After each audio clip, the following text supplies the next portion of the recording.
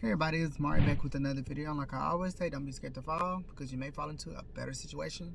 And without further ado, let's get into the video.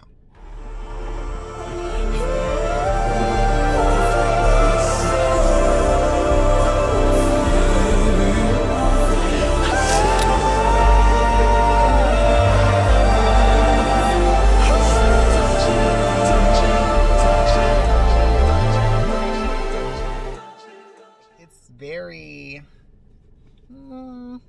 nowadays it's kind of different. Let's say about the 90s to the 1000s babies or whatever. Okay, because times have changed, technology, everything else. I just want to talk about some of the things that us that were kind of in the middle of the new era of social media and technology and we actually saw it progress versus the ones that were born into it, and how different it actually was, and some of the things that we had to go through that some of you would never be able to survive. The flat fucking phones. The flat phones.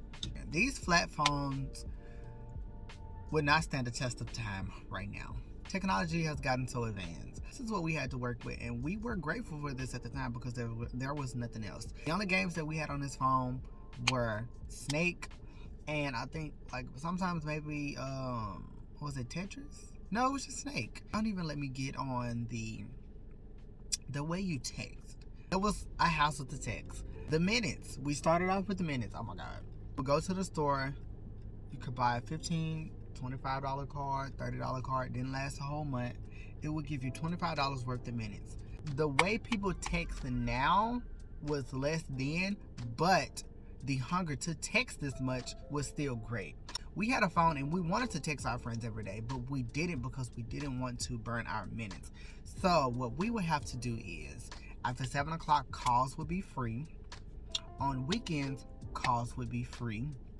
It's one of the things that I kind of like about that generation because it put a restriction on us. And who would have thought that social media would have become so big and phones would have become such a big deal? I kind of look back on these things and it's just like, it's kind of certain things that I kind of value about my childhood, and I was able to experience that because it's taught me to not have such a strong connection to social media. And I don't think people realize this because although I am a part of Gen Z, I was in the middle where when technology, wow, that's a lot of birds. I'm in the middle of the new age where technology was just coming about and social media was just coming about. I started YouTube like years ago when Trey Melvin was out, Heath Lawless, Star Milan, Poetic Justice, all of those people were out. And I started YouTube, but I wasn't really consistent with it. I didn't know what my niche was, and then I just completely stopped. We've progressed so much, and I love it, but I like the fact that we had those restrictions when it came to the phones. Like with the minutes. I liked it because it had a greater cause that nobody was aware of at the time. Social media has caused some people to be mental health is a big issue now. Evolution, things have to change and new problems are going to come about. The new generation is not wrong and the old generation is not always right. Things will evolve. So the way that things worked back in the day, they may not work the same now. So there's always a new way to do things. There's always going to be a better way to do things, which is why I say that the old generation and the new generation should always be willing to teach each other something and always should be willing to learn. And it's going to be the same way for all of us. I'm getting up in age and I'm seeing the difference between the two. Whereas the new age, this is all they know. And I'm pretty sure the generation before me, like my parents, this is kind of something that they battled, seeing the new generation of people have it easier than them. I do look at TikTok now and I'm like, oh my gosh, gayness is more accepted in school now. And I wish I had that for myself, but it wasn't, it wasn't a part of my time. And I don't feel bitter about that. And I feel like a lot of adults and a lot of parents put that bitterness off on their children simply because their children have it better than them. But the thing is, parents should realize that you went through whatever you went through just so your children could have it easier. You need to realize that it may not even be the chances may be slim that they go through what you went through. But what I need parents to realize that Apply things that matter. In the black community, we teach our children to go to school and defend themselves. I don't think that is necessary today. Yes, you should always defend yourself. We should build up stronger black children instead of emotionally detached children, emotionally detached men, angry. Black men. This is why black men are so angry, because in the black community, we don't allow black men to express their emotions. And that's why a lot of black people and a lot of black women, they look at white men as soft.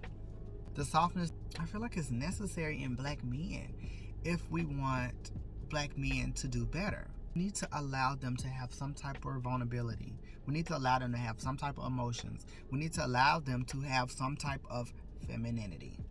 That is a part of having a healthy relationship with yourself. I remember I would get on my Verizon wireless phone. Girl, it was crazy. It was a crazy time. We used to have to flip the phone around and take the picture like that. There's a generation of kids like myself that have photos that you can see your arm in the photo, or we got somebody else to take it. I would scroll through Facebook so fucking fast because every minute would take off, I think it was like $1. Every minute you were on the web, it would take off $1 from a $25 card. A $25 card, that meant that you could stay on the web, you could stay on the internet for about, like, I think 25 minutes, if I'm not mistaken. It was different for certain companies. And it also changed over time. Like, it's like staying on the web costs less than other stuff, like text messages were like 25 cents. It was not like today. Oh, it was not like today. Lord have mercy, it was not like today. It wasn't a thing with the text messages. It wasn't a thing where you send a text message for 25 cents and then that's it. Like, the only sent out text messages cost. No, it charged you for the ones that come to. But it's just different how things have changed. Like 25 cents per minute. So if you bought a $25 card, like we rarely text. When I tell y'all the text is kind of like the standard now, we waited till after 7 o'clock to call. And on the weekends, we would stay up all night on the phone. We are the generation that was set up on the phone all night. And I remember on Facebook, I would always post pictures of me and my girlfriend or whoever I was talking to at the time on the phone for literally like 18 hours. But it was very crucial out here for us. But we really depended on phone calls. And there was a point in time where Androids came out and the minutes were still very apparent. Unlimited hadn't come along then. A lot of us were Wi-Fi chirping. That's what we called it. Where we would only be able to text us when we were around Wi-Fi. So when we were at school, we would chat and text and all of this and that. And once we got on that bus, we was just like, just listen to music until we got home. And then Wi-Fi chirping. Wi-Fi chirping was an era, an unmatched era. It created a boundary and it created a restriction that I think is needed today. Maybe not the same way, but we definitely need some type of restriction when it comes to social media and also cell phones in the way that it is digested. And of course, I don't think things should be the same because I am aware of evolution and I would never, ever wish for things to stay the same. I think that for the new generation's well-being, there should be some type of restrictions when it comes to social media. I don't think it should be so accessible. I don't know what that looks like. I don't know what those restrictions look like or whatever, but I think there should be some type of restrictions. There was a point in time where, we went outside. We played a lot more. We met up at the park and talked. We met up at the park and chilled. We walked a lot more. We were active. We were children. And I get global warming. It is extremely hot. The summers have been extremely hot and the winters have been extremely fucking cold. I can sympathize with the new generation. The world is getting hotter. This is not the same sun from when I was a child. I've talked to people about this and they don't agree with me. But I'm telling you, growing up, it was not this fucking hot. I was like, no, you just a child, you didn't look at it. No. It was not 110 degrees. It was not. It was not 110 degrees. So I can understand why a lot of people aren't outside. But however, it's not always 110 degrees. A lot of people don't care to be outside because there's so much going on inside. Social media, gaming. It's so much going on, and there's so much going on outside the house, like in the world.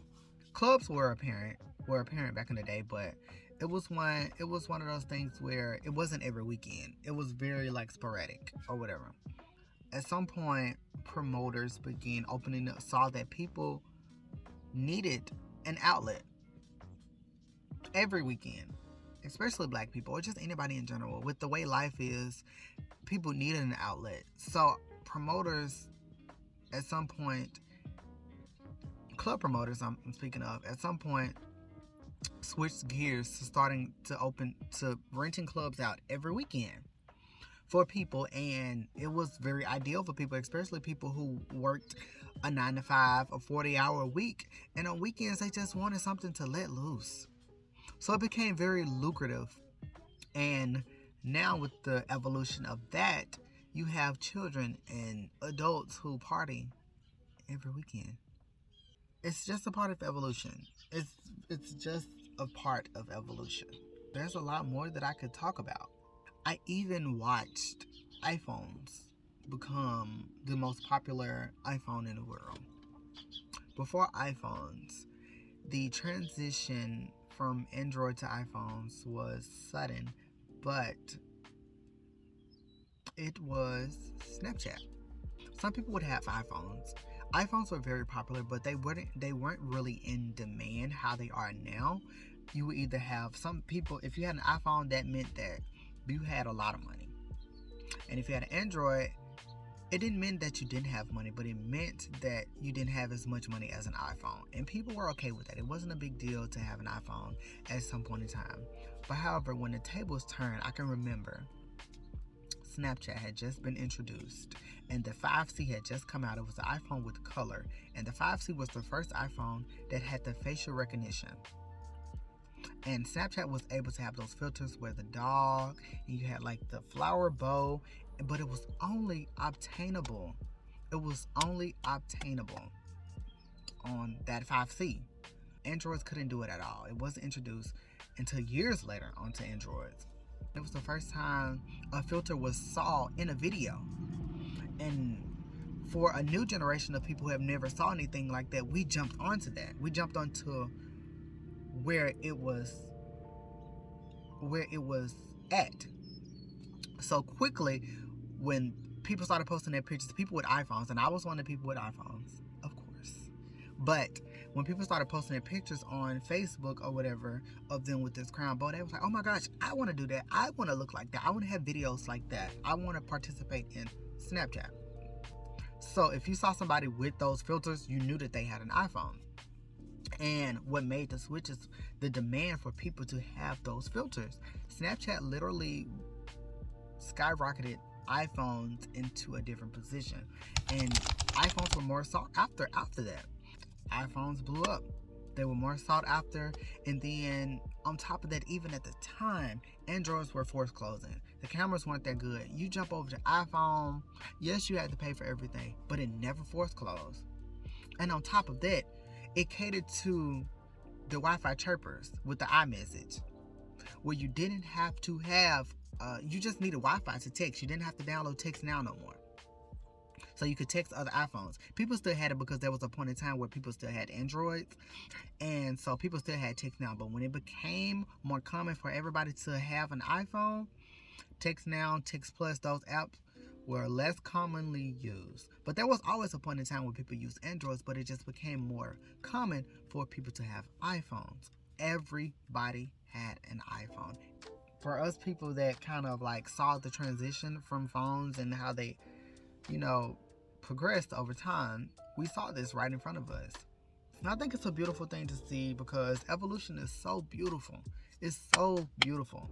It is necessary, and don't complain about where we are because it is a part of progression.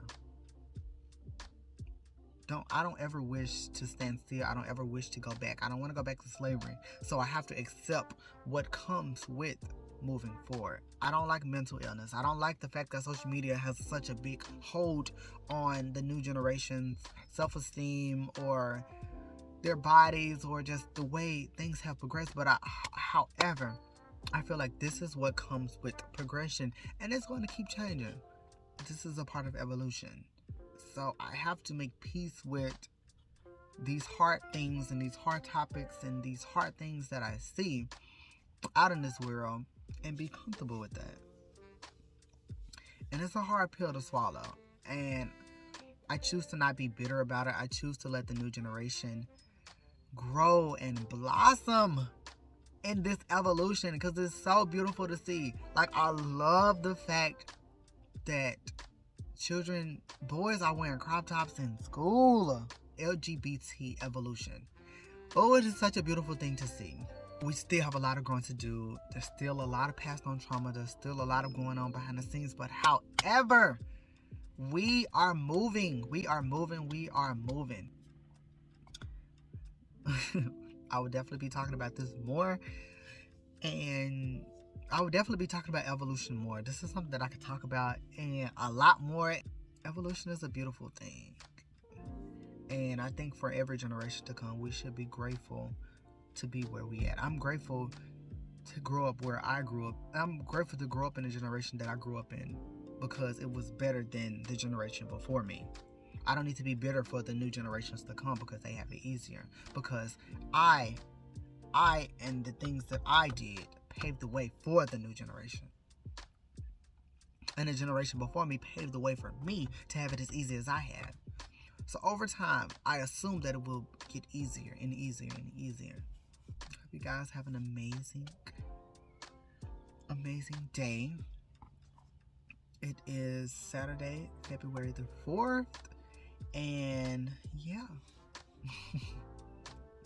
I'll see you guys in the next one. Toodles. Stay honest. Stay honest.